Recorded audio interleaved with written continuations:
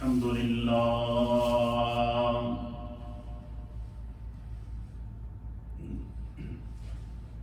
الحمد لله نحمده ونستعينه ونستغفره ونؤمن به ونتوكل عليه ونعوذ بالله من شرور أنفسنا ومن سيئات أعمالنا من يهده الله فلا مضل له ومن يضلله فلا هادي له ونشهد أن لا إله إلا الله ونشهد أن سيدنا وسندنا ونبينا ومولانا محمدا عبده ورسوله أما بعد فأعوذ بالله من الشيطان الرجيم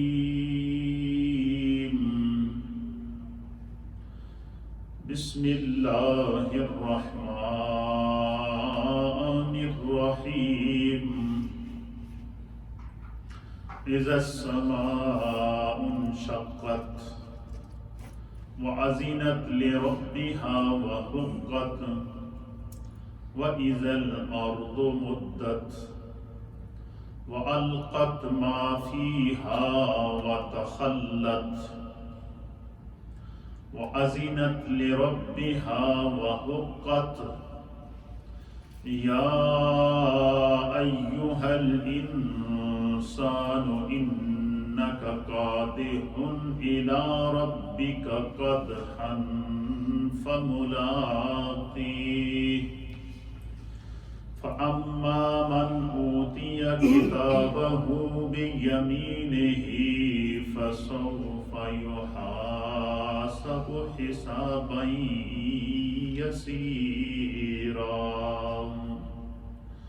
وينقلب إلى أهله مسرورا وأما من أوتي كتابه وراء ظهره فسوف يدعو ثبورا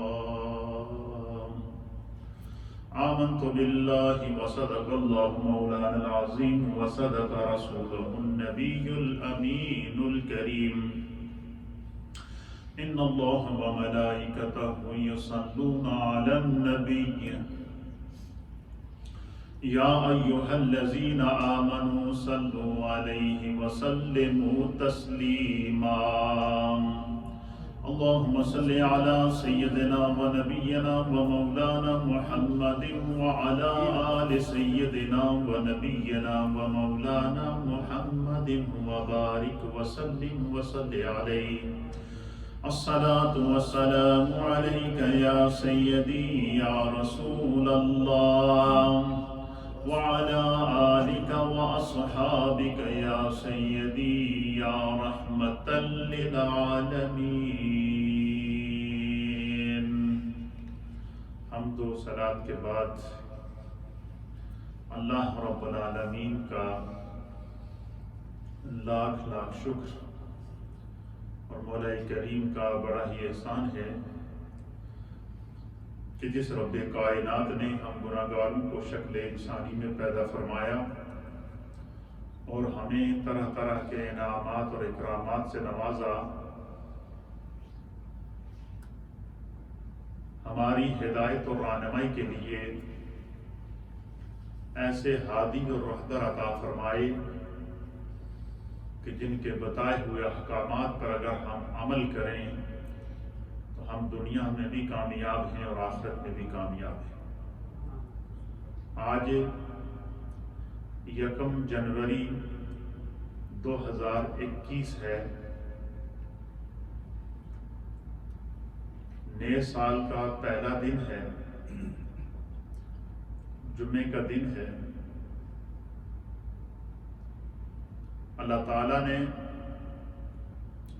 انسان کو تمام مخلوقات میں اشرف المخلوقات بنایا، یعنی جتنی اللہ نے مخلوق پیدا کی ہیں، جانور اللہ کی مخلوق ہیں جن کو حیوانات کہتے ہیں، جمادات یہ جو پتھر ہیں، زمین کے حصے ہیں، یہ بھی خدا کی مخلوق ہیں، ساتوں زمینیں جو اللہ نے پیدا کی ہیں یہ بھی خدا کی مخلوق ہیں، ساتوں آسمان جو اللہ نے پیدا کیے ہیں یہ بھی خدا کی مخلوق ہیں، ساتوں آسمانوں کے اوپر جو اللہ نے فرشتے پیدا کیے ہیں وہ بھی اس کی مخلوق ہیں، روئے زمین کے اوپر جو اللہ نے جنات پیدا کیے ہیں وہ بھی اس کی مخلوق ہیں، سمندر کے اندر رہنے والی جو مچھلیاں ہیں وہ بھی اس کی مخلوق ہیں، اسی طریقے سے زمین کے اندر رہنے والے جو کیڑے ہیں جن کو حشرات الارض کہتے ہیں وہ بھی خدا کی مخلوق ہیں، چرند پرند حیوانات نباتات جمادات، اللہ کے سوائے ہر وہ شے جس کو اس نے خلق کیا ہے وہ مخلوق ہے، چاہے وہ آسمانوں پر رہتی ہو یا زمین پر رہتی ہو یا زمین کے نیچے رہتی ہو یا زمینوں کے اوپر رہتی ہو یا خشکی میں رہتی ہو یا تری میں رہتی ہو، سمندروں میں رہتی ہو یا کہ جو ہے وہ زمین خشک زمین کے اوپر رہتی ہو، یہ ساری خدا کی مخلوقات ہیں۔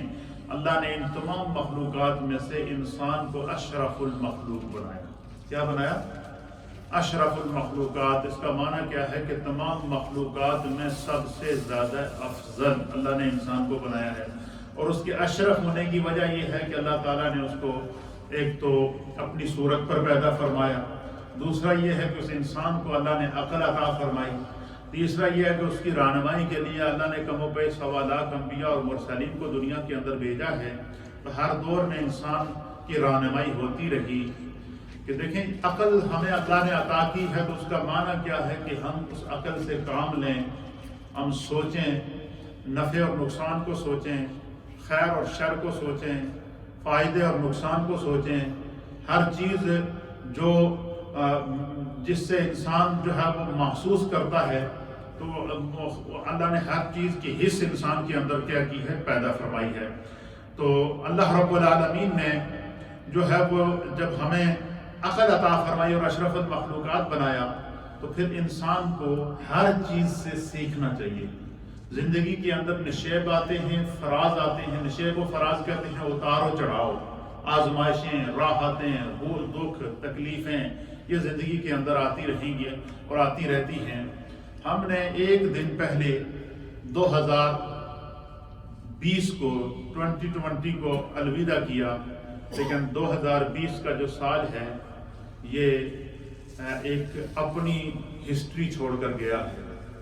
اس سال کے اندر اللہ کی طرف سے انسانیت پر ایک آزمائش آئی ہے، اور جب بھی انسانوں پر آزمائش آتی ہے تو قرآن کریم فرقان مجید جو ہے یہ اس کا جو ہے وہ ہمیں جو ہے وہ قرآن اس طرف اشارہ دیتا ہے کہ انسانوں کے اوپر جب بھی آزمائشیں آئی ہیں اللہ نے ان آزمائشوں کو بیان کیا ہے، اور کن وجوہات سے آزمائشیں آئی ہیں اللہ نے ان کو بیان فرمایا ہے۔ جتنی نافرمان قومیں گزری ہیں اور ان کے اوپر اللہ کا عذاب آیا ہے خدا نے ان کو بیان کیا ہے۔ اسی طریقے سے جتنی فرما بردار قومیں تھیں اور جن پر اللہ نے انعامات کیے ہیں اللہ نے ان کو بیان کیا ہے۔ تو تاریخ انسانیت کے اندر جو قوموں کے اوپر عذاب آئے اور مختلف وجوہات سے آئے اللہ نے ان کو بیان کیا ہے۔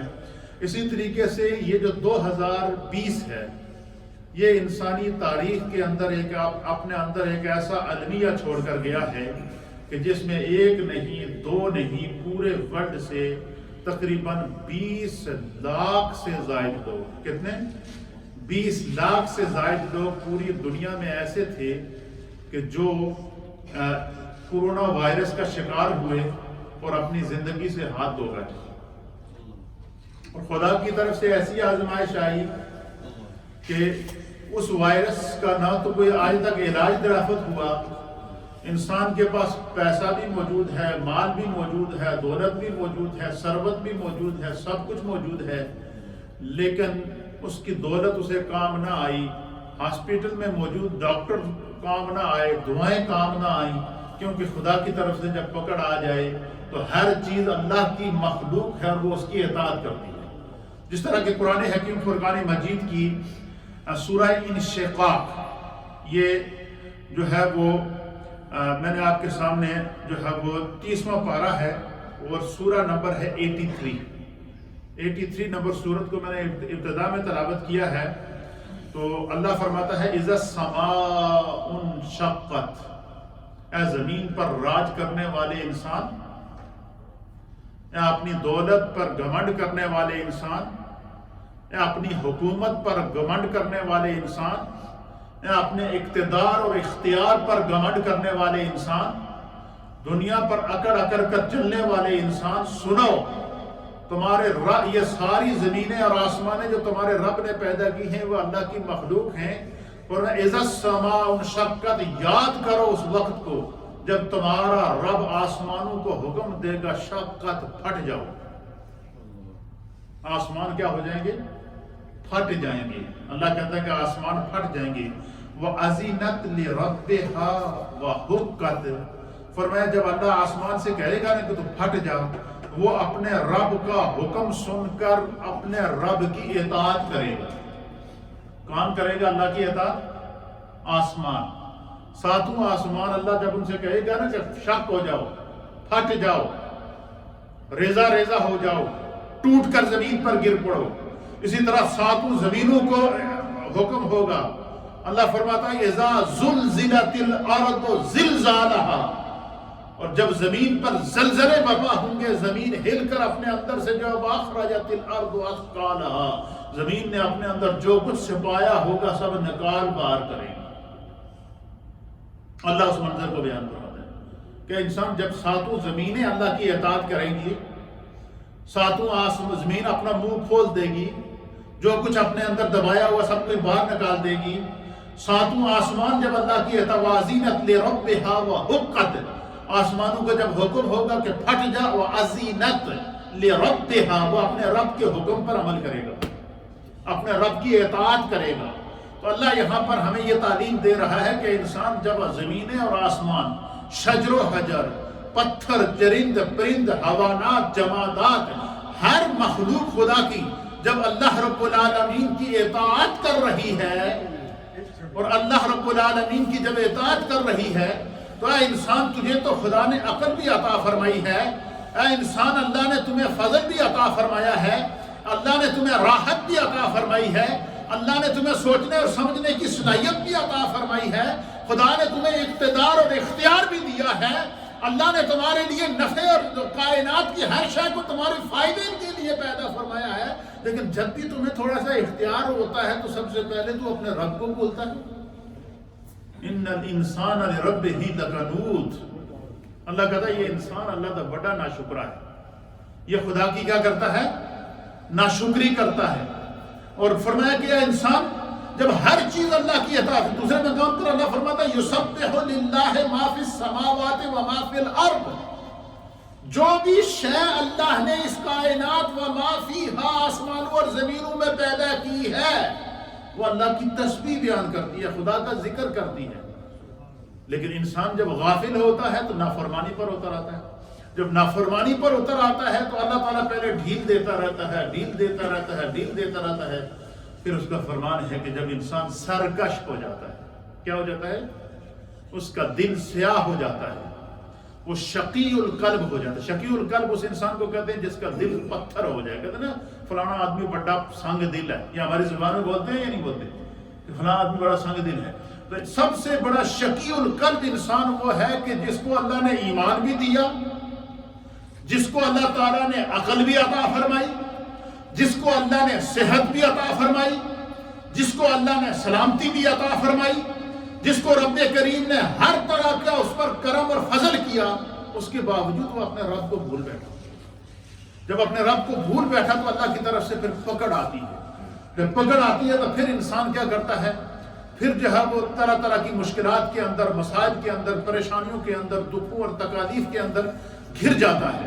اور جب انسان اللہ دکھوں اور تکالیف میں گھر جاتا ہے تو پھر کیا ہوتا ہے؟ پھر جو ہے وہ اپنے رب کی طرف جاتا ہے. اور قرآن اس منظر کو بیان فرماتا ہے کہ جب انسان کو کوئی مصیبت پہنچتی ہے، تکلیف پہنچتی ہے تو پھر اسے خدا یاد آتا ہے. تو اللہ کے حبیب علیہ الصلوۃ والسلام کی مجلس لگی تھی نبی اکرم صلی اللہ تعالیٰ علیہ وآلہ وسلم، ہم تو خوشیاں مناتے ہیں کہ نیا سال آ گیا جی، مبارک ہو، اور جناب طرح طرح کی جو ہے وہ اس طرح کی جو ہے وہ بے حیائیاں، عریانیاں، فحاشیاں اور اسراف اور ہر طرح اس طرح کر کے ہم نئے سال کو سیلیبریٹ کرتے ہیں، حالانکہ انسان کی زندگی سے ایک سال کم ہو رہا ہوتا ہے، وہ اپنی زندگی کی کمی کے اوپر خوشیاں منا رہا ہوتا ہے۔ تو یہ ہمارے لیے اس میں احساس یہ ہے کہ ہم نے یہ سوچنا ہے کہ 2020 ہمیں کیا دے گیا یا ہماری کیا اصلاح کر گیا، 2020 سے ہم نے کیا سیکھا ہے۔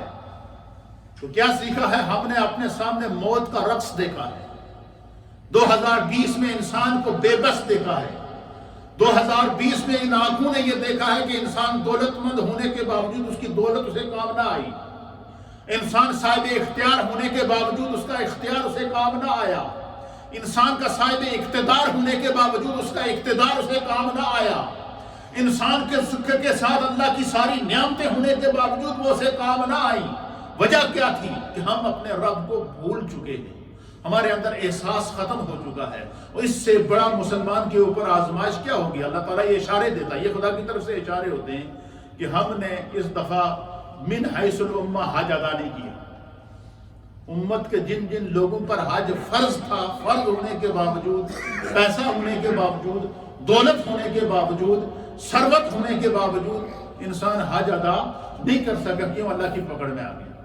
اس کا معنی کیا ہے؟ اس کا دوسرا معنی یہ ہے کہ اللہ کی طرف سے یہ گویا کہ ایک اعلان ہے کہ انسان اگر تیرا دل اس رب کی طرف نہیں ہے تو تیرے سجدے کرنے کا کیا فائدہ؟ تو اگر اپنے رب کی طرف سے حضوری قلب کے ساتھ متوجہ نہیں ہے تو پھر تیرا کیا فائدہ؟ اس لیے ہم نے اس سے اللہ تعالیٰ قرآن میں فرماتا ہے فَاعْتَبِرُوا يَا أُولِي الْأَبْصَارِ، اللہ فرماتا ہے کہ عقل رکھنے والوں جنہیں خدا نے عقل عطا فرمائی ہے، جسے اللہ نے خرد عطا فرمائی ہے، فَاعْتَبِرُوا، عبرت حاصل کرو، یا اولی الابصار، جنہیں خدا نے بصیرت عطا فرمائی ہے، بصیرت رکھنے والوں، عقل رکھنے والوں، اللہ کی نشانیاں دیکھ کر نصیحت حاصل کیا کرو۔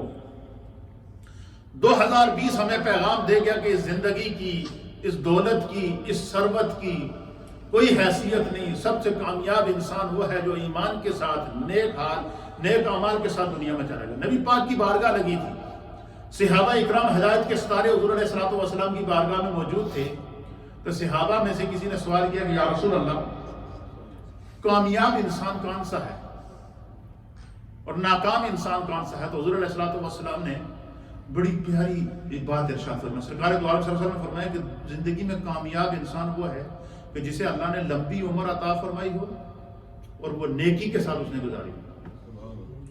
اس لمبی زندگی کے اندر فرض نمازیں موجود ہوں، اس لمبی زندگی کے اندر زکوٰۃ موجود ہو، اس لمبی زندگی کے اندر احکام الہی پر عمل موجود ہو، اس لمبی زندگی کے اوپر جو ہے وہ اطاعت الہی موجود ہو، اس لمبی زندگی کے اندر اطاعت رسول موجود ہو، اس لمبی زندگی کے اندر حج موجود ہو، اس لمبی زندگی کے اندر فرائض موجود ہوں، اس لمبی زندگی کے اندر احکامات الہی موجود ہوں، اور سرکار نے فرمایا کہ ناکام انسان وہ ہے دنیا کے اندر کہ جس کو خدا نے لمبی عمر تو عطا کی ہے لیکن وہ گناہوں سے بری ہوئی ہے، نمازیں نہیں، فرض نہیں، زکوٰۃ نہیں، حج نہیں، اور اللہ تعالیٰ کے احکام پر عمل نہیں، سستی، کاہلی اور بیرا روی کے اندر دنیا میں اپنی زندگی کو گزرا۔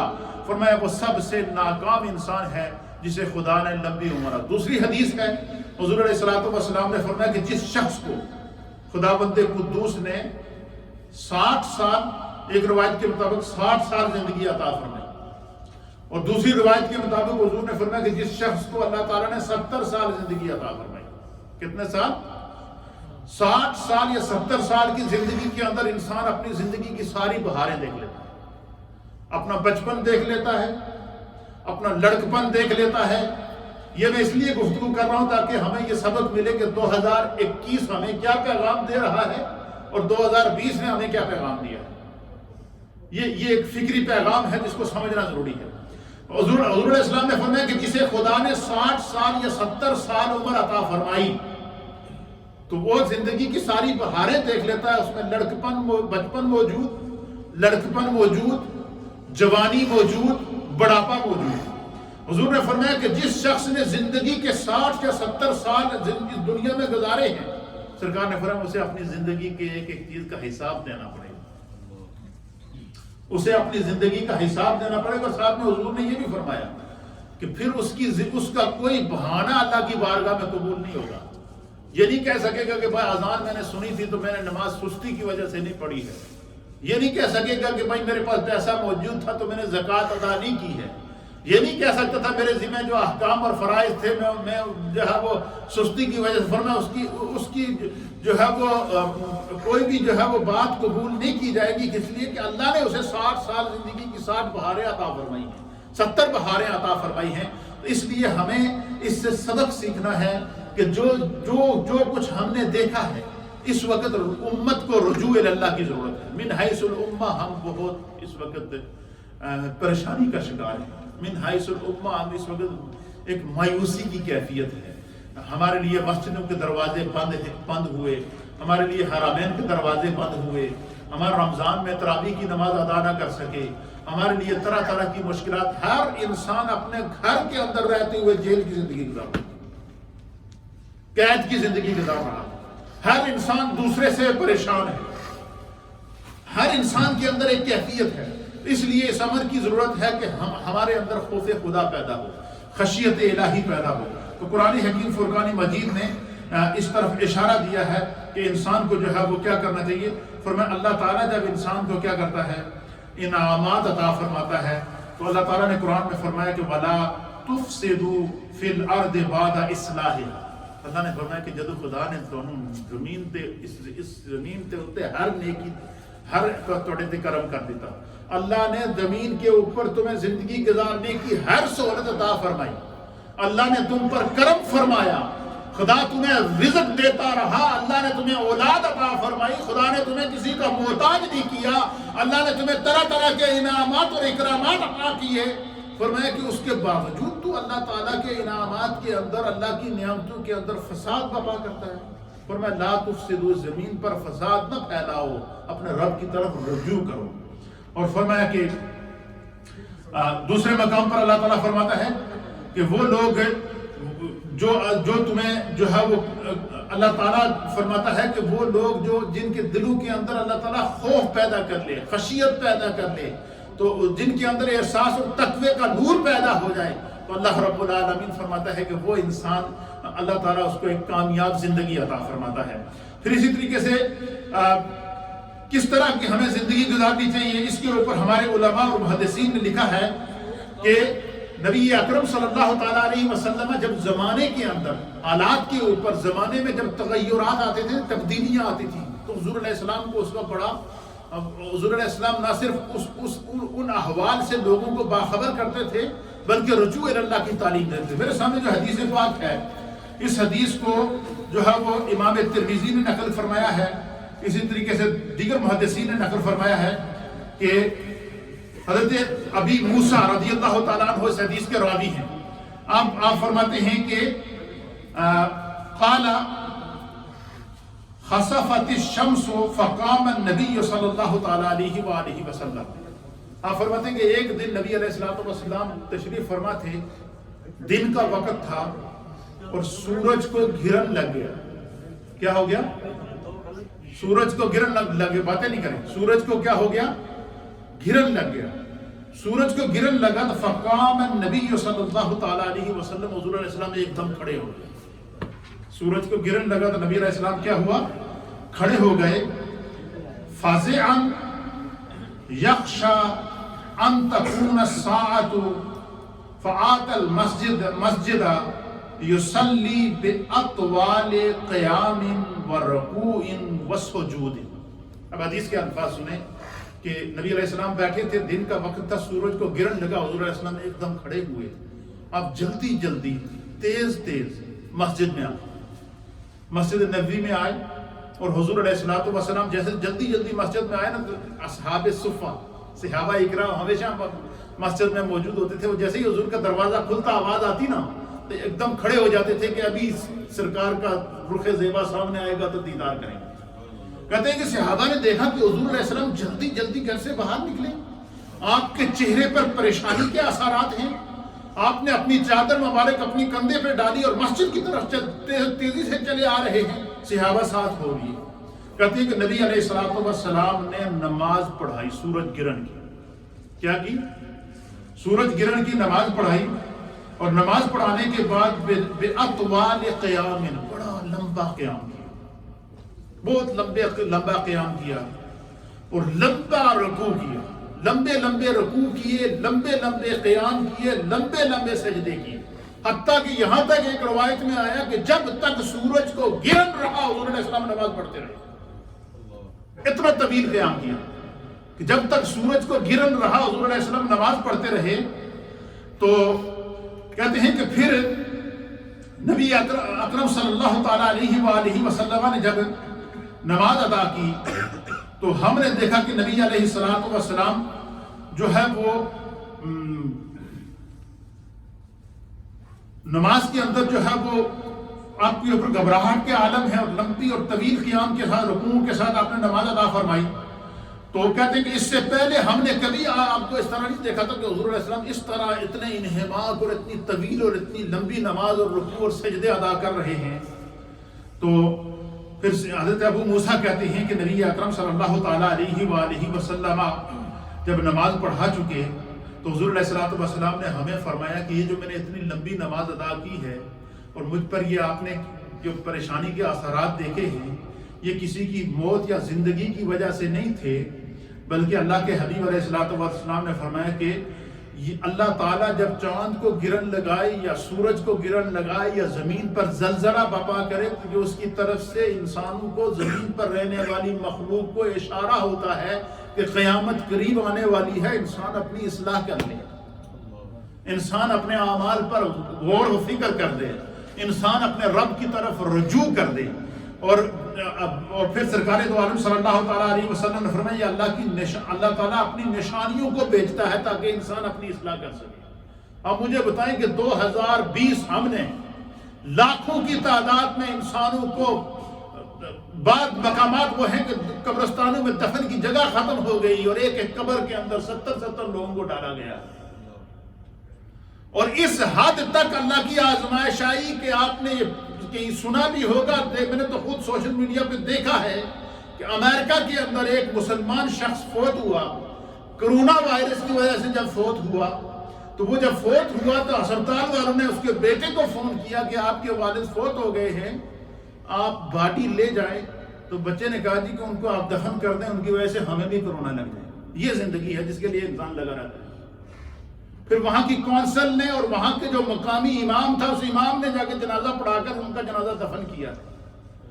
انسان کی اپنی کیفیت یہ ہے۔ تو یہ 2020 ہمیں کیا پیغام دے گیا ہے؟ کیا انسان اس زندگی کی کوئی حیثیت نہیں ہے، اس زندگی کی اصلاح کرو، یہ خدا کی امانت ہے۔ دائمی زندگی وہ ہے، دنیا کا کامیاب ترین انسان وہ ہے۔ 2020 اپنے گناہوں کو یاد کر کے سچی استغفار کرنے کا پیغام دے گیا ہے۔ 2020 ہمارے سامنے لاشوں کے ڈھیر لگا کر ہمیں یہ پیغام دے گیا ہے کہ انسان تمہارا کوئی بس نہیں چلتا تو اللہ کی قدرت کے سامنے۔ 2020 انسان کو بے بس کر کے بتا گیا ہے کہ دنیا کی بڑی سے بڑی سائنس ہی کیوں نہ ہو، بڑے سے بڑے ڈاکٹر ہی کیوں نہ ہو، بڑی سے بڑی میڈیسن کمپنیاں ہی کیوں نہ ہو، فرمایا جس کو رب زندگی دے گا اسی کو زندگی ملے گی۔ جب زندگی ہے ہی رب کی تو پھر اس کو نافرمانی میں کیوں گزارا جائے؟ اس لیے اللہ فرماتا ہے ان الانسان لربہ لکنود، کہ بے شک انسان اپنے رب کا بڑا ہی ناشکرا ہے، وہ اپنے رب کو کیا کرتا ہے؟ بھول جاتا ہے۔ اس لیے اس زندگی کو، یہ ہمارے لیے پیغام ہے۔ اب 2021 ہمارے درمیان آ گیا، کیا ہم نے 2020 سے سبق سیکھنا ہے یا کہ نہیں؟ اللہ فرماتا فَاعْتَبِرُوا يَا أُولِي الْأَبْصَارِ، اے انسان تو نصیحت حاصل کر۔ حضور علیہ السلام نے فرمایا کہ اے انسان 5 چیزوں کے آنے سے پہلے 5 چیزوں سے کو غنیمت جانو۔ سرکار نے فرمایا کہ جب تمہیں خدا جوانی عطا کرے نا تو بڑھاپا آنے سے پہلے اس جوانی کو اللہ کے راستے پہ لگا۔ حضور نے فرمایا جب خدا تمہیں صحت عطا فرمائے تو بیماری آنے سے پہلے اس صحت کو اللہ تعالیٰ کی اور اس کے رسول کی اطاعت میں لگاؤ۔ فرمایا کہ اللہ رب العالمین، اللہ کے حبیب علیہ السلام انسان کو اچھی زندگی گزارنے اور رجوع اللہ کی طرف لانے کے لیے ہر لمحہ انسان کو اور صحابہ اکرام رضوان اللہ تعالیٰ علیہم اجمعین نے سرکار دو عالم صلی اللہ تعالیٰ علیہ وسلم کے بتائے ہوئے احکامات پر کس طرح عمل کیا، اپنی زندگیوں کو تبدیل کر دیا۔ حضرت سلمان فارسی رضی اللہ تعالیٰ عنہ عظیم صحابی رسول ہیں، جب ایمان لائے تو ان کی عمر 132 سال تھی۔ کتنی؟ 132 سال عمر کتنی بڑی عمر ہوتی ہے؟ اور نبی پاک صلی اللہ علیہ وسلم پر ایمان لائے، آنکھوں سے آنسو چل رہے ہیں۔ تو حضور نے فرمایا کہ میرے سلمان کو کس نے رلایا؟ حضرت سلمان فارسی کے وہ ہیں جو جن کے بارے میں حضور نے فرمایا کہ سلیمان من اہل البیت، سلمان میرے اہل بیت بھی چمانا کہ اہل بیت نہیں تھے۔ حضور کو ان پر اتنا پیار تھا، اتنی محبت تھی۔ 132 سال میں ایمان لائے، آنکھوں سے آنسو چل رہے ہیں، تو حضور نے فرمایا میرے سلمان کو کس نے رلایا؟ عرض کی یا رسول اللہ، آپ کے صحابہ میں سے کوئی جوانی میں ایمان لایا ہے، کوئی بچپن میں ایمان لایا ہے، ان کو اسلام کے لیے خدمت کرنے کا بڑا جو ہے وہ اللہ کی طرف سے موقع ملا ہے۔ 132 سال کی عمر میں اسلام تو لایا ہوں، لیکن میں اسلام کے لیے کچھ کر نہیں سکتا، کاش کہ مجھے بھی عمر ہوتی ہے، جوانی ہوتی تو میں اسلام کے کام آ جاتا۔ اچھا، اب یہ جو آواز تھی نا، یہ دل کی آواز تھی، دل سے جو بات نکلتی ہے اثر رکھتی ہے، کر نہیں طاقت پرواز مگر رکھتی ہے۔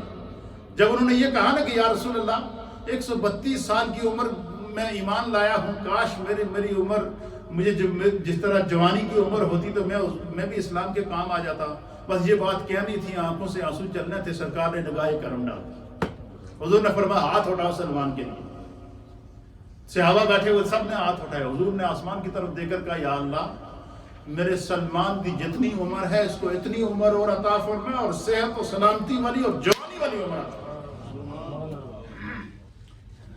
حدیث کے اندر آتا ہے، الاصابہ کے اندر لکھا ہے کہ اللہ تعالیٰ نے حضرت سلمان فارسی کو 264 سال عمر عطا فرمائی۔ حضور نے ان کی جو ہے وہ ان کے حق میں دعا قبول ہوئی، اور وہ اسلام کے لیے جوان صحابہ نے وہ کام نہیں کیا جو حضرت سلمان فارسی نے کیا۔ کیسے کیا؟ آپ نے دیکھا جب مدینہ طیبہ جاتے ہیں تو سامنے جو ہے وہ پہاڑی کے اوپر خندقیں کھودی ہوئی ہیں، اور جہاں پر 8 10 یا 11 مسجدیں ہیں چھوٹی چھوٹی، اور مسجد خندق بڑی مسجد موجود ہے۔ تو وہ جب دشمن نے حملہ کر دیا، مدینہ شریف کو چاروں طرف سے گھیر لیا، اور ہزاروں دشمن کی فوج نے ان پہاڑیوں کے اوپر قبضہ کرنے کے لیے جو ہے وہ مدینہ طیبہ پر حملہ کر دیا، تو حضور نے صحابہ سے رائے پوچھی کہ اس حملے کو ناکام کرنے کے لیے کیا رائے ہے؟ تو حضرت سلمان فارسی نے کہا یا رسول اللہ، میں فارسی النسل ہوں، ایران سے میرا تعلق ہے، ہمارے ایران کے اندر جب جنگیں ہوتی ہیں تو ہم دشمن کے سامنے خندقیں کھودتے ہیں۔ کیا کرتے ہیں؟ خندقیں کھودتے ہیں، خندقیں کھولتے ہیں، مورچہ کھود دیتے ہیں، اور جب دشمن حملہ کر کے آتا ہے تو دشمن کا گھوڑا ہو یا گھوڑے کے اوپر وہ آئے تو وہ اس خندق کو پار نہیں کر سکتا۔ یا رسول اللہ، اگر ہم مدینہ شریف کے سامنے جو پہاڑی ہے اس کے اوپر اگر ہم خندقیں کھود دیں اور ان خندقوں کے پار ہم بیٹھیں اور خندقوں کے اندر ہم بیٹھیں، اور جب دشمن حملہ کرے تو خندقوں سے ہم دشمن پر حملہ کریں، تو حضور علیہ الصلوۃ والسلام نے حکم دیا کہ سلمان کی رائے بہت اچھی ہے، لہذا خندقیں کھودی جائے۔ وہ خندقیں آج بھی مدینہ شریف کی پہاڑیوں پر موجود ہیں۔ جب خندقیں کھود رہے تھے تو پتھر تھا، پہاڑ آ گیا، تو حضور علیہ الصلوۃ والسلام کو صحابہ نے عرض کیا یا رسول اللہ بہت بڑی پہاڑی ہے، یہ تو نہیں کٹ سکتی۔ تو حضور نے فرمایا کہ کدال مجھے دو۔ حضور نے خود اس کو جناب جب ایک پچ لگایا نا، تو حدیث کے اندر آتا ہے کہ وہ مدینے کا پہاڑ جو تھا وہ ریت بن گیا، وہ نرم ہو گیا۔ اس خندق کے دوران حضور علیہ الصلوۃ والسلام نے دعا کی تھی کہ، اور پھر اللہ تعالیٰ نے جب کفار نے حملہ کیا، ان کے گھوڑے خندقوں کے اندر گر گئے، ادھر سے طوفانی آندھی آئی اور ان کو رسوائی اور ذلت ہوئی اور بھاگ گیا دشمن، اور مسلمانوں کو فتح ہوئی جنگ خندق کے اندر۔ اس وقت نبی علیہ الصلوۃ والسلام نے حضرت سلمان فارسی کے لیے دعا کی۔ تو 132 سال کی عمر میں انہوں نے اپنی زندگی کی اصلاح کی ہے۔ حضرت ابوبکر صدیق کے والد نے 90 سال کی عمر میں ایمان لائے، انہوں نے اپنی زندگی کی اصلاح کی ہے۔ تو نبی علیہ السلام نے فرمایا کہ کامیاب انسان وہ ہے کہ جسے اللہ تعالیٰ لمبی زندگی عطا فرمائے اور اس کی زندگی میں نیکی ہو۔